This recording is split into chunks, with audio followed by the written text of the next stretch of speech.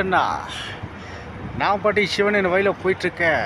அதை மீறி என்னை யாரோ டச் பண்ணால் நான் சொல்கிறதையும் செய்வேன், சொல்லாததையும் செய்வேன். சில பேர் சொல்கிறாங்க நான் அப்படி இருக்க போகிறேன் இப்படி இருக்க போகிறேன்னு. ஆனால் ஆண்ட ஒருத்தருக்கு தான் தெரியும் யார் எங்கே எப்போ எப்படி இருக்கணும்.